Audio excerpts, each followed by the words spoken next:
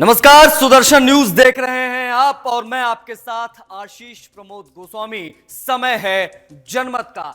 जनमत में आज तमाम महत्वपूर्ण खबरें लेकर हम आ चुके हैं और आपको एक एक करके सिलसिलेवार पूरे देश की तमाम महत्वपूर्ण खबरें दिखाएंगे। सबसे पहले जान लेते हैं कि कौन कौन सी खबरें रहने वाली आज, जिसे आपको जरूर देखना चाहिए। ग्राफिक्स के माध्यम से वो तमाम खबरें आपको दिखाने की कोशिश करेंगे, उसके बाद में आप समझ सकते हैं। देखिए, डीएमके पदाधिकारी बलात्कारी, तमिलनाडु के अन्ना विश्वविद्यालय से जुड़ा ये पूरा मामला है। क्या है ये पूरा मामला, ये हम आपको बताएंगे। इसके बाद अगली खबर की तरफ बढ़ेंगे। अगली खबर क्या रहने वाली वो समझिए। हरिगढ़ मस्जिद पर एक बार फिर से सवाल उठा है और बाकायदा आप यकीन करिए एक याचिका दायर हुई है हरिगढ़ मस्जिद को लेकर और इस याचिका के बाद में यह कहा गया है कि इस पर सुनवाई होगी। अगली खबर क्या रहेगी अब वो जान लीजिए। अगली खबर के बारे में भी समझना बहुत जरूरी हो जाता है।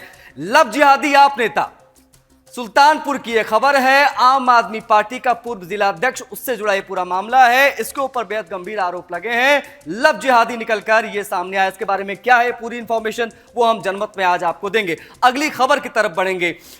संभल फाइल्स की बात करना बड़ा जरूरी हो जाता है क्योंकि संभल फाइल्स के बारे में यह कहा जा रहा है कि 1978 में जो दंगे हुए थे उसकी परत दर परत अब खोला जाएगा। योगी आदित्यनाथ ने फाइलें तलब कर ली हैं। अब कौन कौन जांच की जद में आएगा ये हम आपको बताएंगे और ये पूरी खबर आपको दिखाएंगे। खबरों की शुरुआत अब हम करेंगे कि करके और समझाने की कोशिश करेंगे किस प्रकार की स्थिति रहने वाली है अब आगे, विशेष तौर पर तमिलनाडु में। देखिए, तमिलनाडु के अन्ना विश्वविद्यालय में एक लड़की के साथ यौन उत्पीड़न करने के आरोपित ज्ञान शेखरन को गिरफ्तार कर लिया गया है। आरोपी पर प्रसन्ना वेंकटेश पेरुमल मंदिर की जमीन पर कब्जा करने का आरोप लगा है। तमिलनाडु राजस्व विभाग को पता चला है कि अतिक्रमण की गई मंदिर की जमीन पर एक दो नहीं 26 इमारतें बनाई गई थी, जिनमें ज्ञान शेखरन का घर भी शामिल है। देखिए, तमिलनाडु के मुख्यमंत्री एम के स्टालिन ने भी माना है कि ज्ञान शेखरन डीएमके से सहानुभूति रखता था। मीडिया रिपोर्ट के अनुसार तमिलनाडु की हिंदू धार्मिक और धर्मार्थ बंदोबस्ती विभाग ने राजस्व विभाग के साथ मिलकर डीएमके पदाधिकारी ज्ञान शेखरन के खिलाफ जांच शुरू की। वर्तमान में विभागों द्वारा भूमि का मूल्यांकन किया जा रहा है। दरअसल देखिए, यौन उत्पीड़न की जांच कर रही एसआईटी की जांच में इस अतिक्रमण का भी खुलासा हो गया।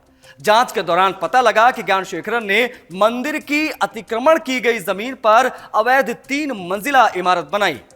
इस इमारत में वो अपनी 2 पत्नियों के साथ रहता है। रिपोर्ट के मुताबिक गिंडी तहसीलदार मणिकलाई के नेतृत्व में की गई निरीक्षण और भूमि अभिलेखों से पता चला है कि अतिक्रमण की गई जमीन 1 करोड़ 17 सेंटीमीटर में फैली हुई है। तहसीलदार थिरुवेंकम और मंदिर प्रशासन अधिकारी नारायणी सहित मानव संसाधन और सी अधिकारी द्वारा की गई जांच में भी यह पता लगा है कि अतिक्रमण करने वालों में 26 अन्य परिवार भी शामिल हैं। अतिक्रमण हटाने और मंदिर की संपत्ति को खाली करने की प्रक्रिया भी अब शुरू करा दी गई है। वहीं पुलिस ने ज्ञान शेखरन के खिलाफ जांच शुरू कर दी है। कोट्टापुरम का रहने वाला ज्ञान शेखरन बिरयानी बेचने का काम करता है और वो एक हिस्ट्री शीटर भी है। डकैती, अपहरण, चोरी सहित 20 से अधिक मामले में यह वांछित है। पुलिस को इसकी तलाश रही है। रिपोर्ट के मुताबिक ज्ञान शेखरन, जिसमें रात में चोरी का काम करता था और दिन में यह राजनीतिक पार्टी के मामलों में भाग लेता था, यह डीएमके से जुड़ा हुआ था। वहीं वो दोपहर में बिरयानी की दुकान भी चलाता था और शाम को छात्राओं के साथ यौन उत्पीड़न उनका ये करता आया। बता आपको यह भी दें कि चेन्नई स्थित अन्ना यूनिवर्सिटी में 23 दिसंबर 2024 को इंजीनियरिंग की एक 19 साल की छात्रा से ज्ञान शेखरन ने बलात्कार किया था। अपने दोस्त से मिलने गई एक लड़की का उसने पहले वीडियो बनाया, फिर उसके दोस्त के साथ मारपीट की, उसको भगा दिया। उसके बाद में रेप की वारदात को उसने अंजाम दिया। लड़की का फोन नंबर लिया और उसको धमकाया और कहा जहां बुलाऊंगा वहां आना पड़ेगा। लड़की ने जब इस घटना की रिपोर्ट दर्ज करवाई तब यह मामला खुलकर सामने आया। अब घटना का आरोपित ज्ञान शेखरन गिरफ्तार कर लिया गया है। बीजेपी ने आरोपी के ऊपर कई गंभीर आरोप लगाए। विशेष तौर पर ज्ञान शेखरन का नाम डीएमके से जोड़ा गया है। इसकी तस्वीर भी डीएमके के कई बड़े नेताओं के साथ दिखाई दी है, मौजूद है। डीएमके सरकार ने ज्ञान शेखरन को बचाने की कोशिश भी की थी। इस पर हाई कोर्ट ने स्टालिन सरकार को लताड़ लगाई थी। अन्ना यूनिवर्सिटी यौन उत्पीड़न का यह पूरा मामला इसलिए हम कह रहे हैं कि डीएमके का पदाधिकारी बलात्कारी और भ्रष्टाचारी।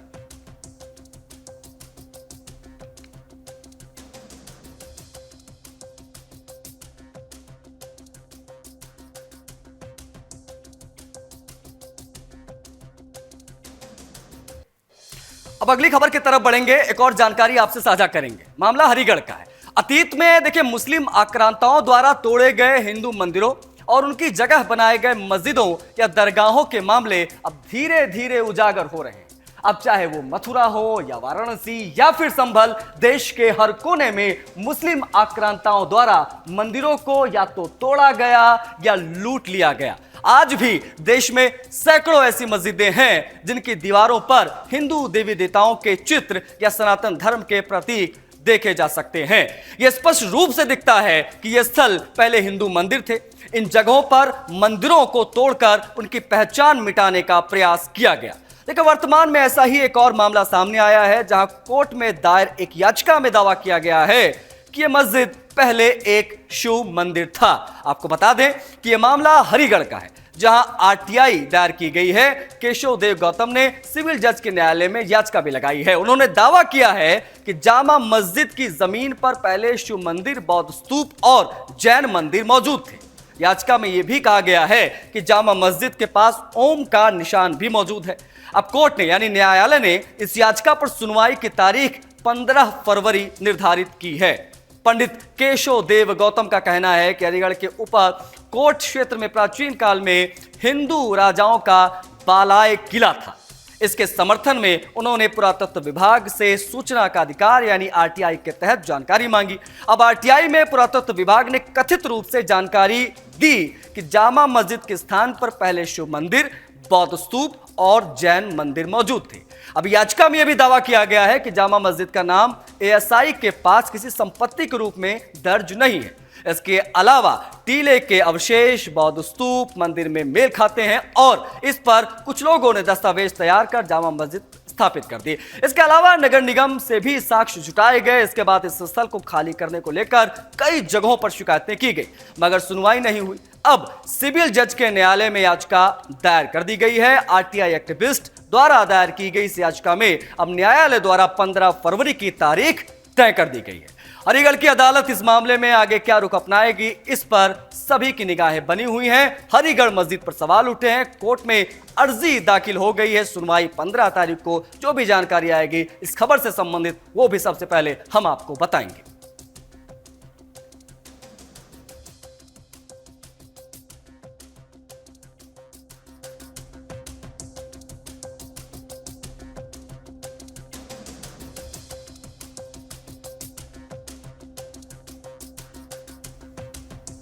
उत्तर प्रदेश के सुल्तानपुर जिले में लव जिहाद का एक गंभीर मामला सामने आया है, जिसमें आम आदमी पार्टी के पूर्व जिलाध्यक्ष महमूद खान पर एक हिंदू युवती के साथ दुष्कर्म, यौन शोषण और धर्म परिवर्तन का गंभीर आरोप लगा है कि इसने दबाव बनाया नियमित अंतराल पर।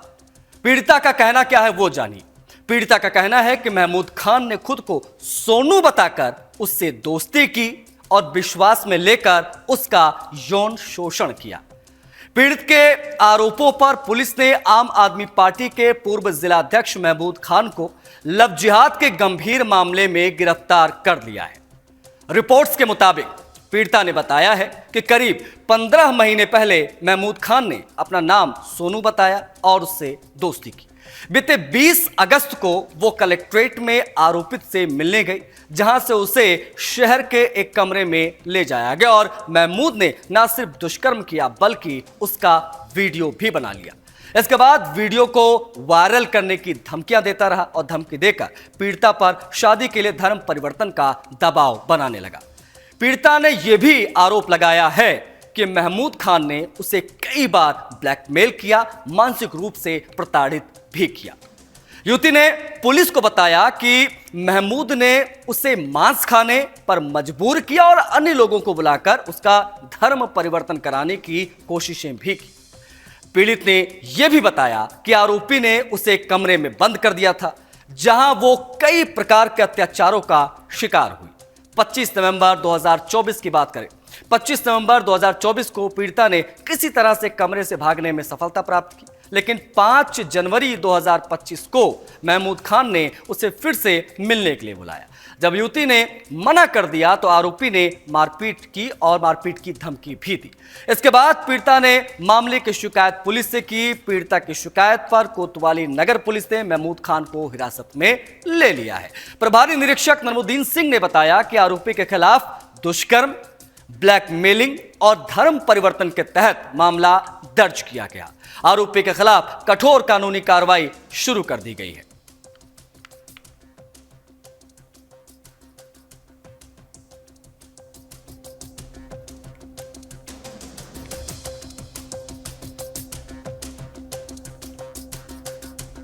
अब बात संभल की कर लेते हैं, क्योंकि उत्तर प्रदेश के संभल में 1978 में भी दंगे हुए थे, ये आप सभी जानते हैं। लेकिन अब फाइल खुलने जा रही है। जानकारी योगी आदित्यनाथ की सरकार ने तलब कर ली है। उत्तर प्रदेश विधान परिषद के सदस्य यानी श्रीचंद शर्मा के नोटिस पर ये निर्देश दिए गए हैं। करीब 47 साल बाद ये दंगा होली के बाद 29 मार्च को शुरू हुआ था। 184 लोगों की हत्या संभल में की गई थी। करीब 30 दिनों तक कर्फ्यू लगा था। क्या स्थिति थी वो भी आपको बताएंगे। किस प्रकार से फाइल तलब की गई उसके बारे में भी पूरी जानकारी योगी खोलेंगे संभल फाइल्स के हमारे इस रिपोर्ट में, देख लीजिए।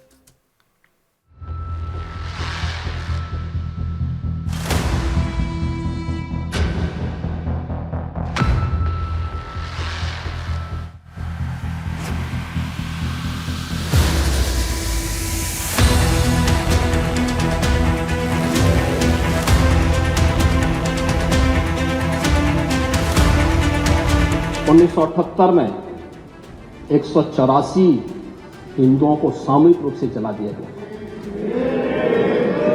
184 हिंदुओं को हत्या हुई थी, हिंदुओं की हत्या हुई थी और जलाया भी गया था। वहां का माहौल इतना तनावपूर्ण किसने बनाया था? ये पत्थरबाज कौन थे? एक भी गिरफ्तारी बिना साक्ष्य के नहीं हो रही है। और याद रखना, जिसने पत्थरबाजी की होगी, जिसने माहौल खराब किया होगा, उसमें एक भी बचने वाला भी नहीं है। 1978 में संभल, जो समय सांप्रदायिक सौहार्द का प्रतीक माना जाता था, अचानक दंगों की आग में जल उठा। इस हिंसा में हिंदू समुदाय को चुन चुन कर निशाना बनाया गया। न केवल संपत्तियों को लूटा गया, बल्कि मासूम लोगों की निर्मम हत्या कर दी गई, जिनके दर्द को देखा तो सबने, लेकिन समझा तो सिर्फ और सिर्फ सीएम योगी ने। संभल के पीड़ित हिंदू परिवार दशकों से न्याय की आस में थे। उनके घाव आज भी हरे हैं।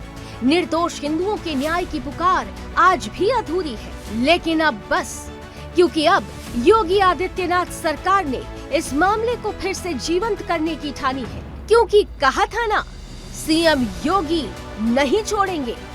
हिंदुओं की मौत पर राजनीति करने वालों, गौर से सुन लो। 1978 में संभल में हुए सांप्रदायिक दंगों की फाइल फिर से खुल रही है और इस बार चुन चुन कर हिसाब करने की तैयारी है।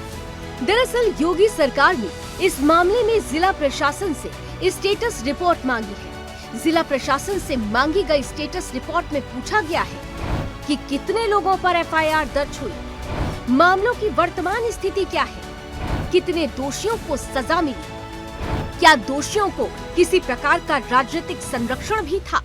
इसी के दृष्टिगत, चूंकि 1978 का दंगा बहुत बड़ा दंगा था, जिसमें सैकड़ों की संख्या में लोग हताहत हुए थे, घायल हुए थे, संपत्तियों को नुकसान हुआ था, व्यापक रूप से लूट हुई थी, व्यापक रूप से अन्य अन्य घटनाओं को अंजाम दिया गया था और उसकी तमाम तथ्य जनता आज भी जानने के लिए आतुर है।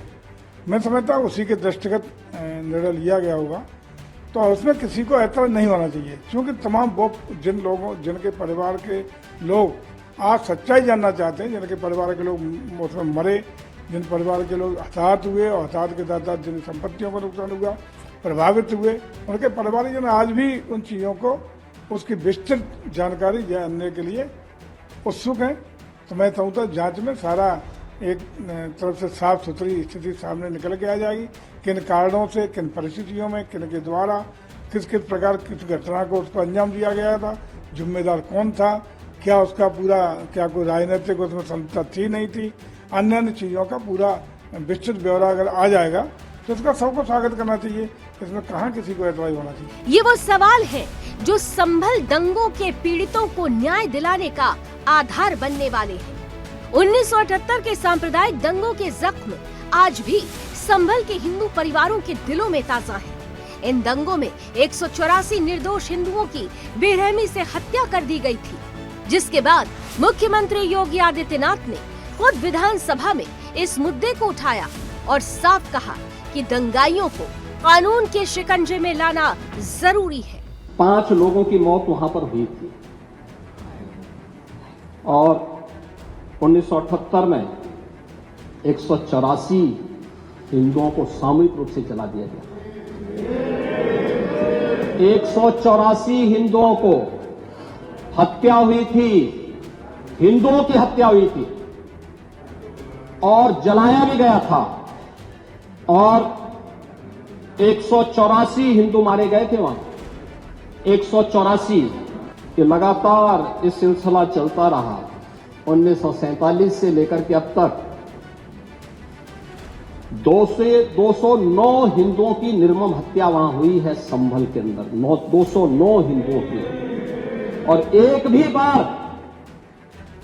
भी बार किसी ने उन निर्दोष हिंदुओं के लिए कभी 2 शब्द नहीं कहे, उनके प्रति, उन परिवारों के प्रति संवेदना के शब्द नहीं कहे। लेकिन इस कदम के बाद विपक्ष अचानक हमलावर हो गया है। कांग्रेस हो या समाजवादी पार्टी या कुछ अन्य राजनीतिक दल इसे राजनीतिक षड्यंत्र करार दे रहे हैं। अब सवाल यही है कि क्या सच सामने लाने की कोशिश राजनीतिक षड्यंत्र हो सकती है? अतीत के इन दंगों की जांच से विपक्ष आखिर बेचैन क्यों हो रहा है? सवाल ये भी है कि आखिर सच सामने आने से किसे ज्यादा खतरा है? देखिए, आज जिस नौजवान को उत्तर प्रदेश के रोजगार चाहिए, उसकी उम्र है 25 साल, 30 साल, 35 साल, और भारतीय जनता पार्टी एक 46 साल पुराने मामले की जांच करना चाहती है। भाजपा उससे जब सवाल करो तो वो 200 साल पीछे जाती है, 100 साल पीछे जाती है, 50 साल पीछे जाती है, अब 46 साल पीछे गई। लेकिन समाजवादी पार्टी भारतीय जनता पार्टी से वर्तमान का सवाल पूछती रहेगी कि आज का नौजवान जिसकी उम्र 30 साल है उसको रोजगार कब मिलेगा, उस पर लाठी क्यों चल रही है, उस जो पीडीए के लोग हैं उनको आरक्षण का लाभ कब मिलेगा, किसानों पे लाठी क्यों चल रही है। आखिर भारतीय जनता पार्टी के ही विधायक भाजपा के ही कैबिनेट मंत्री पे गंभीर भ्रष्टाचार के आरोप क्यों लगा रहे हैं। भारतीय जनता पार्टी हर मोर्चे पे फेल है, इसलिए जनता का ध्यान मुख्य मुद्दों से हटाने के लिए 46 साल पुराने दंगों की बात कर रही, हिंदू मुसलमान मंदिर मस्जिद की बात कर रही है। लेकिन समाजवादी पार्टी उत्तर प्रदेश के 25 साल 30 साल के नौजवानों का जो सवाल है वो पूछती रही। जिस घटना पे रोए थे, जो गोरखपुर में घटनाएं की हैं, जो दंगे गोरखपुर में, उसकी भी जांच कराएं, उसको भी खोला जाए। कि योगी जी जितने भी पुरानी जितनी घटनाएं हुई हैं, सारी घटनाओं की जांच कराएं और सारी चीजें करें। और जितनी भी जमीनें इस समय जितनी जमीनों की कब्जे हो रहे हैं, योगी जी के समय भाजपा के लोग कब्जा कर रहे हैं, इनके मंत्री सांसद कब्जा कर रहे हैं, इसकी भी हमारी सरकार बनेगी, जांच कराएंगे और कड़ी कार्रवाई, सबको जेल भेजेंगे। योगी सरकार का ये कदम न्याय की दिशा में एक अहम पहल है, लेकिन अगर विपक्ष को सच से इतनी आपत्ति है तो इसका मतलब साफ है कि उनको सच्चाई सामने आने का डर है। जो लोग न्याय की बात करते हैं वही आज इस जांच से घबराए हुए हैं। योगी सरकार का ये कदम दिखाता है कि अपराधियों को किसी भी कीमत पर बख्शा नहीं जाएगा, चाहे मामला 46 साल पुराना ही क्यों ना हो। योगी सरकार जीरो टॉलरेंस मॉडल पर काम करती आई है और ऐसा ही काम होगा जो साबित करता है कि अपराध और अपराधियों के खिलाफ कार्रवाई में समय कोई मायने नहीं रखता। Bureau report, Sudarshan news.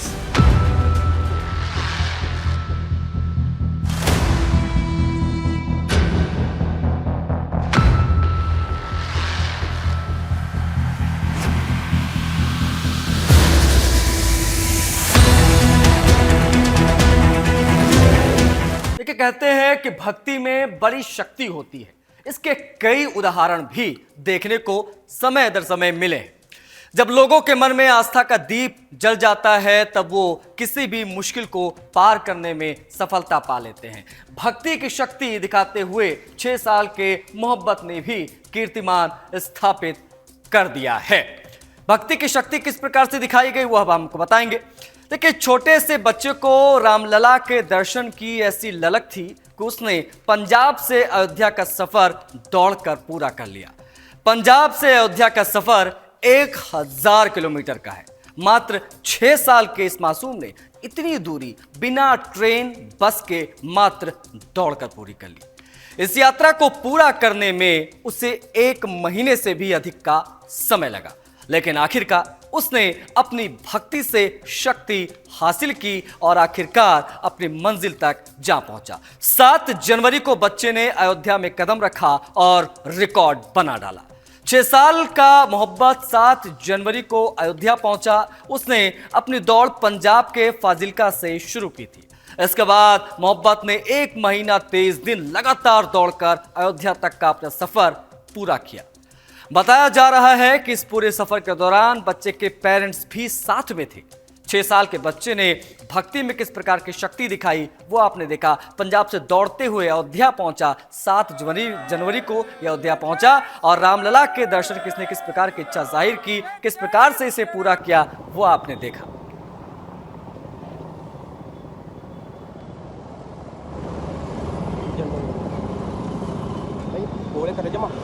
रोक लो इन्ना करके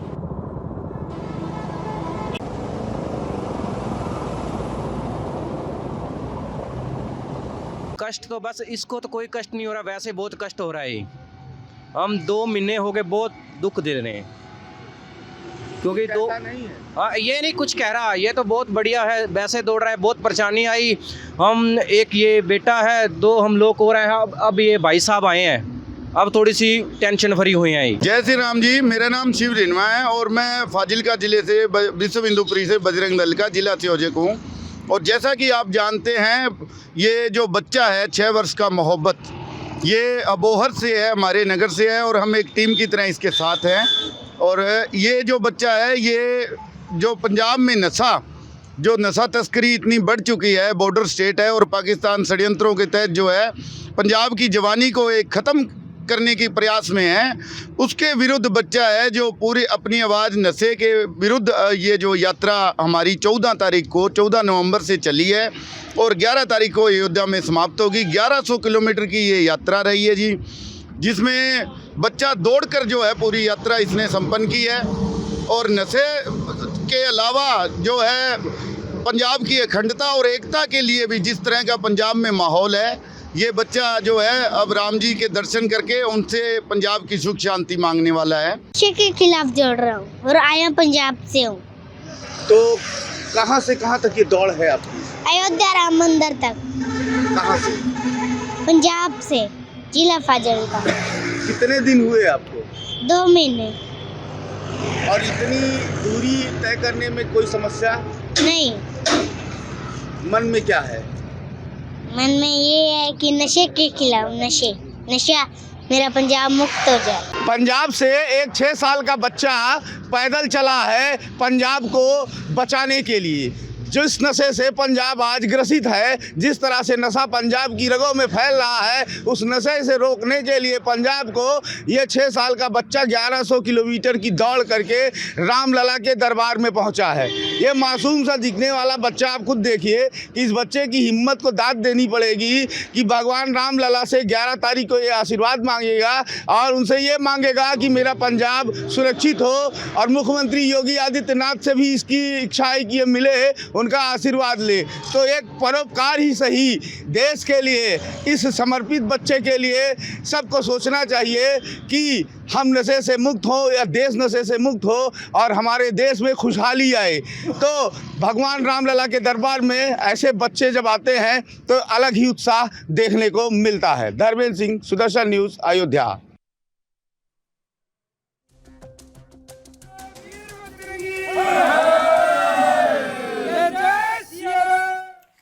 इस खबर के बाद आगे बढ़ेंगे। भारत के 76वें गणतंत्र दिवस समारोह को राष्ट्रीय महत्व का आयोजन बनाने के उद्देश्य से 26 जनवरी 2025 को नई दिल्ली के कर्तव्य पथ पर आयोजित परेड में लगभग 10,000 विशेष अतिथियों को आमंत्रित किया गया है।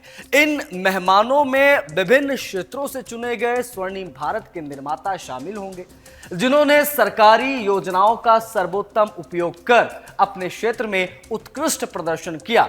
गणतंत्र दिवस परेड में उन सरपंचों को आमंत्रित किया गया जिनके गांव ने सरकारी योजनाओं में विशेष उपलब्धियां हासिल की। इसके तहत प्रशासनिक सुधार और लोक शिकायत विभाग द्वारा आयोजित राष्ट्रीय प्रतियोगिता में चयनित पंचायतों को ये सम्मान मिला है, जो पंचायतें कम से कम 6 प्रमुख योजनाओं के लक्ष्यों को प्राप्त करने में सफल रही हैं। उन्हें विशेष अतिथि के रूप में चुना गया है। सरपंचों और पंचायतों की विशेष भागीदारी, स्वयं सहायता समूह और सामाजिक कार्यकर्ता 10,000 विशेष अतिथियों को आमंत्रित किया गया है।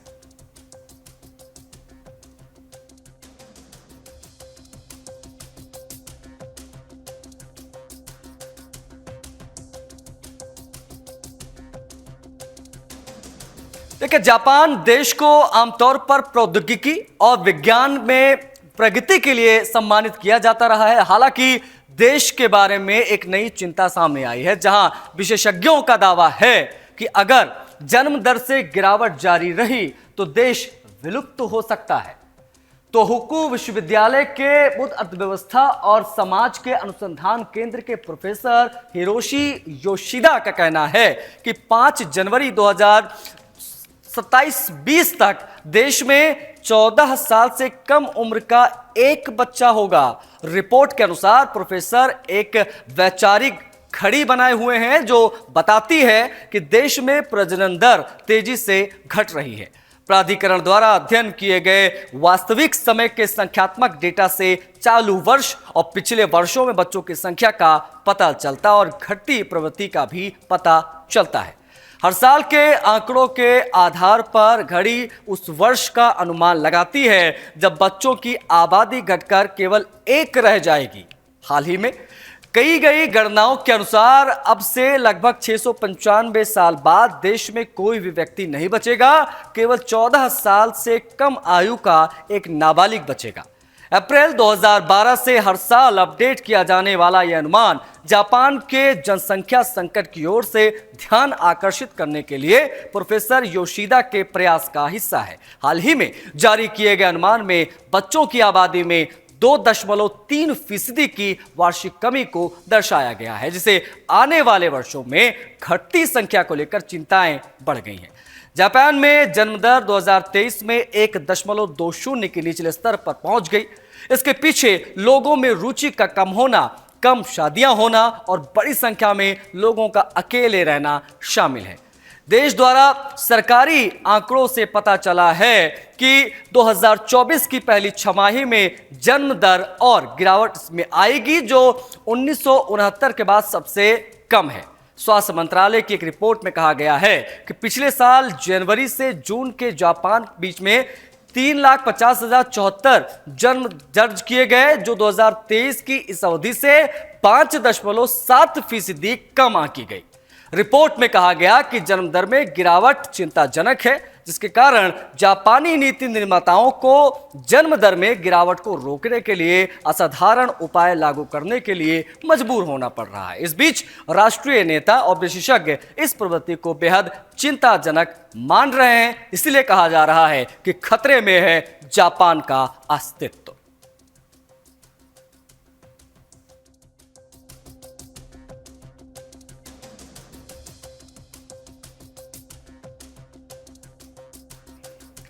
अमेरिका की बात करेंगे। देखिए, अमेरिका इस समय भीषण आग में जल रहा है। लॉस एंजलिस के जंगलों में लगी आग ने रिहायशी इलाके को भी अपनी जद में ले लिया है। आग इतनी भयावह है कि इमरजेंसी लगा दी गई है। 70 मील प्रति घंटे की रफ्तार से चल रही हवाओं ने आग को भयावह कर दिया है। जंगलों से लेकर ऊंची ऊंची इमारतें और आलीशान मकान सब इसकी चपेट में आ गए हैं। क्या आम और क्या खास, सभी अपनी जान बचाकर इस आग से दूर भाग रहे हैं। हॉलीवुड हिल्स भी त्राहिमाम कर रहा है। अब तक 5 लोगों की मौत हो चुकी है, आंकड़ा कहता है। 1000 से ज्यादा इमारतें नष्ट हो चुकी हैं। यह आग कैलिफोर्निया के लॉस एंजलिस शहर के कई जंगलों में फैल चुकी है। सबसे पहले आग पैसिफिक पैलेट्स के जंगल में लगी, जिससे बढ़ते बढ़ते ईटन और हास के जंगलों में भी पहुंच गई और अब आग आसपास के जंगल जैसे लिडिबिया, वुडली और सनसेट तक फैल गई है, जिससे रिहायशी इलाके भी चपेट में आ गए हैं। लॉस एंजलिस का हॉलीवुड शहर में आग कहर बरपा रही है। आग ने कई सौ एकड़ के इलाके को जलाकर रख दिया है। लॉस एंजलिस प्रशासन ने पूरे शहर में इमरजेंसी का ऐलान कर दिया है। यह अमेरिका का सबसे ज्यादा आबादी वाला काउंटी है, जहां लगभग 1 करोड़ लोग हैं। मीडिया रिपोर्ट के मुताबिक इस आग में कई हॉलीवुड सेलिब्रिटीज के मकान, घर जल गए। इन सेलिब्रिटीज ने बिली क्रिस्टला, मैंडी मूर, जिमी ला कर्टिस और पेरिस हिल्टन भी शामिल हैं। बिल क्रिस्टल ने एक बयान जारी किया और बताया कि पैसिफिक फ्लैट्स की आग में उनका घर जलकर राख हो गया है। हॉलीवुड में खौफ बना हुआ है क्योंकि यहां कई बड़ी कंपनियों के स्टूडियोज भी हैं और आग से सिर्फ जान माल का ही नुकसान नहीं हो रहा, बल्कि बड़ी संख्या में जानवरों पर भी यह कहर बनकर आग टूटी है। खौफ इस तरह है कि सड़कों पर गाड़ियां छोड़कर लोग पैदल जान बचाकर भागते दिखे।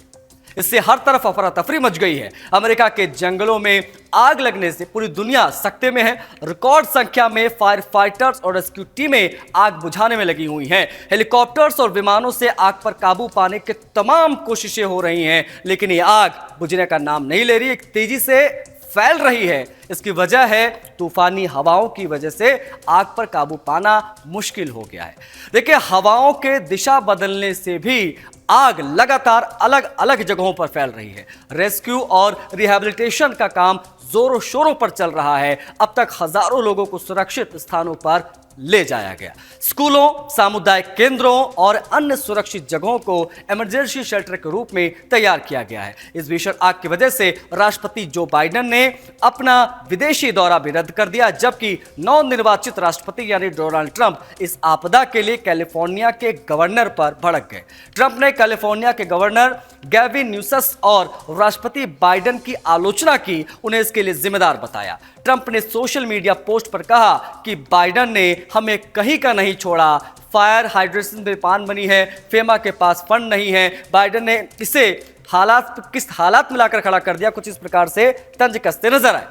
अब हम आपको बताते हैं कि ऐसे क्या कारण हैं कि अपने आप में विश्व शक्ति का दंभ भरने वाला अमेरिका एक जंगल के सामने बेबस और लाचार हो गया। ग्राफिक्स के माध्यम से हम आपको दिखा रहे हैं। देखिए, इस आग ने 4856 हेक्टेयर जमीन को राख कर दिया। हजारों इमारतें जल चुकी हैं। शुरुआत में तो आग पैसिलेट्स के जंगलों तक सीमित थी, लेकिन अब 6 जंगल आग की चपेट में हैं। हालात पर काबू पाने के लिए 2000 से ज्यादा फायर फाइटर्स मैदान में हैं। हेलीकॉप्टर और विमानों की मदद से आग पर पानी डाला जा रहा है। हर कोशिश नाकाम हो रही है। कैलिफोर्निया में आग लगी, क्या स्थिति है वो हमने आपको दिखाने की कोशिश की, लेकिन फिलहाल जनमत में इस खबर के साथ ही इतना ही। मुझे आज्ञा दीजिए।